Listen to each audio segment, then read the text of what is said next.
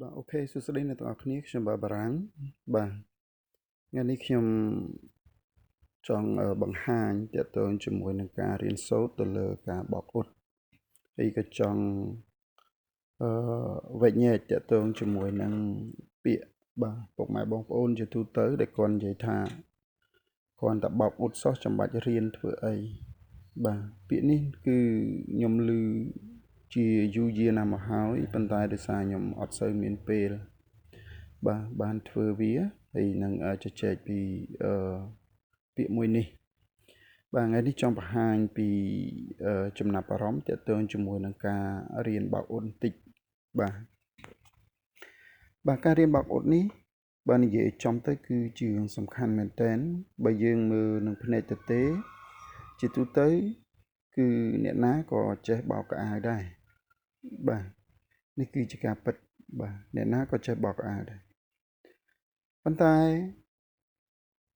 ការចេះបោកកៅអៅនេះគឺជាការចេះបាទលក្ខណៈបែបសាមញ្ញបាទជាលក្ខណៈគ្រួសារដែលជាទូទៅមិនថាពុកម៉ែបងប្អូនបាទជាប្រុសឬក៏ស្រីអីទេជាក្មេងឬក៏ចាស់អីទេគឺចេះបោកកៅអៅដូចគ្នាប៉ុន្តែតើហេតុអីបានជា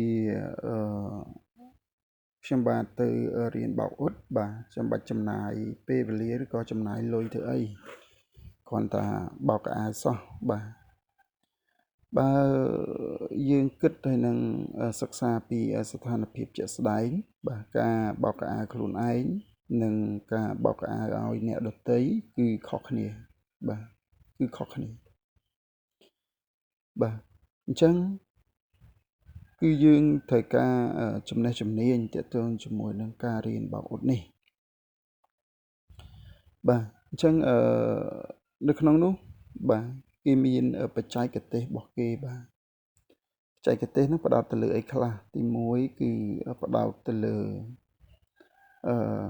ការប្រើប្រាស់ផលិតផលបាទដូចជាប្រភេទសាប៊ូបាទ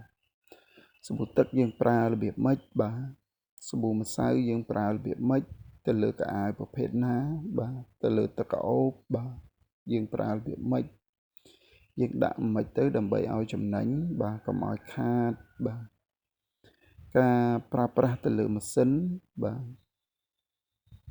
គឺយើងត្រូវសិក្សាបាទរៀនសូត្រទាក់ទងជាមួយនឹងការប្រើប្រាស់ទៅលើម៉ាស៊ីនបោកពីព្រោះនៅក្នុងម៉ាស៊ីនបោកគឺវា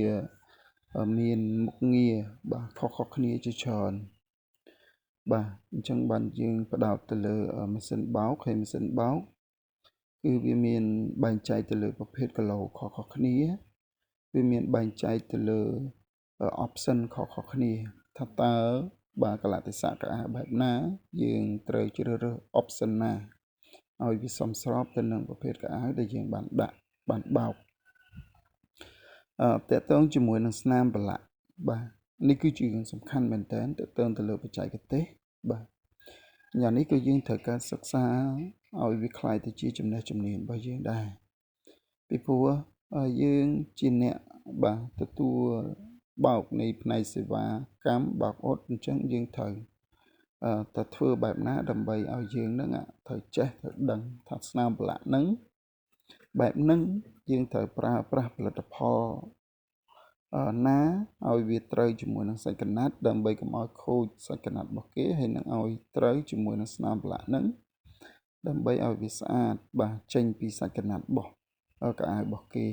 បាទនេះគឺជាចំណេះជំនាញការប្រើប្រាស់បាទទៅលើទឹកបាទដើម្បីយើងស្ទង់មើលថាតើកម្រិតកៅអៅប៉ុណ្ណឹងចំនួនប៉ុណ្ណឹងយើងត្រូវដាក់ទឹកប៉ុណ្ណាបាទដើម្បីកុំឲ្យវាច្រើនពេកហើយដើម្បីកុំឲ្យវាតិចពេកបាទការអ៊ុតកៅអៅបាទការអ៊ុតកៅអៅនេះក៏ជារឿងសំខាន់ដែរយើងត្រូវឲ្យចេះវាបាទឲ្យចេះអ៊ុតបាទតកតងជាមួយនឹងការប្រើប្រាស់កម្ដៅឆ្នាំងអ៊ុតតើយើងត្រូវប្រើប្រាស់កម្ដៅឆ្នាំងអ៊ុតប្រមាណបាទសាច់ក្រណាត់បែបនេះយើងត្រូវប្រើប្រាស់កម្ដៅប៉ុណ្ណាបាទប្រភេទបាតឆ្នាំងអ៊ុតតើយើងត្រូវ ជ្រើសរើសប្រភេទបាតឆ្នាំងអ៊ុតបែបណាបាទប្រភេទឆ្នាំងអ៊ុតបែបណាដើម្បីឲ្យវាសមស្របជាមួយនឹងសង្កត់កៅអៅរបស់ភ្ញៀវដើម្បីយើងអ៊ុតទៅកុំឲ្យខូចបាទកុំឲ្យខូចការប្រើប្រាស់បាទទៅលើទឹកក្រអូបបាទតើយើងត្រូវដាក់កម្រិតទឹកក្រអូបប៉ុណ្ណាបាទបើស្ថានភាពកៅអៅប៉ុណ្នេះយើងត្រូវដាក់ប៉ុណ្ណាកៅអៅប៉ុណ្នោះយើងត្រូវដាក់ប៉ុណ្ណាបាទនេះគឺសិស្សឹងតែជាសំខាន់បាទការហាកៅអៅបាទការបោកហូលបោកពមួងការបោកហៅធំគឺសិស្សឹងតែទាមទារឲ្យយើងទៅសិក្សារៀនសូត្របាទនៃការរៀនបោកហូលពមួងដើម្បីកុំឲ្យខូចបាទការអ៊ុតហូលពមួងដើម្បីកុំឲ្យខូចបាទនេះគឺជារឿងសំខាន់មែនតើហើយចំណុចមួយទៀតគឺទាក់ទងជាមួយនឹងការបាទផ្សំផលិតផលឧទាហរណ៍ថាវាមានស្នាមប្រឡាក់នឹងខ្លាំងច្រើនយូរឆ្នាំតែយើងត្រូវយកផលិតផលប៉ុណ្ណាប្រមាណមុខបាទដើម្បីយកមកលាយបញ្ចូលគ្នាដើម្បីបោកយកស្នាមប្រឡាក់ឬក៏ក្អែលហ្នឹងឲ្យចេញពីសាច់កណាត់ឲ្យអស់ពីកៅអៅរបស់ភ្ញៀវជាដើមបាទអញ្ចឹងការសិក្សារៀនសូត្រនៃការបោកអ៊ុតនេះវាមានច្រើនជាងទៅទៀតបាទពីព្រោះនៅពេលដែលយើងមកបើកធ្វើវានឹងសិក្សាពីអាជីវកម្មនឹងជាក់ស្ដែងបាទទៅលើស្ថានភាពកៅអៅរបស់ភ្ញៀវនីមួយៗជាក់ស្ដែងគឺវាប្រកបជាងហើយវាច្បាស់ជាងបាទពីព្រោះស្ថានភាពកៅអៅរបស់ភ្ញៀវនីមួយៗអត់ដូចគ្នាទេគឺខុសគ្នាអញ្ចឹងគឺយើងទាមទារសិក្សានៃការរៀនសូត្រអញ្ចឹងវីដេអូនេះគឺខ្ញុំចង់ផ្សាយជូនពុកម៉ែបងប្អូនអរគ្នាដែលមានបាទបំណងចង់បើកអាជីវកម្មបោកអ៊ុតបាទនាពេលបច្ចុប្បន្នឬក៏ទៅអនាគតបាទចង់បាទរៀនបាទចង់បើកអាជីវកម្មបោកអ៊ុតនេះឲ្យបានច្បាស់លាស់បាទគឺយើងត្រូវទៅសិក្សារៀនសូត្របាទទៅរកទីកន្លែងគ្រូឲ្យបានច្បាស់លាស់បាទដើម្បីយើងសិក្សារៀនសូត្រទៅកុំឲ្យការរៀនសូត្រហ្នឹងវាបានន័យថាការបើករបស់យើងហ្នឹងទៅវាមានការផ្លាត់ភ្លាំងឬក៏វាអត់ដំណើរការអីចឹងណាអញ្ចឹងយើងចង់ដំណើរការបាទមុខរបរនៃអាជីវកម្មបោកអ៊ុតនេះឲ្យបានល្អប្រសើរយើងត្រូវទៅសិក្សានិងរៀនសូត្រទាក់ទងជាមួយនឹងជំនាញចំណេះបាទបោកអ៊ុតនេះ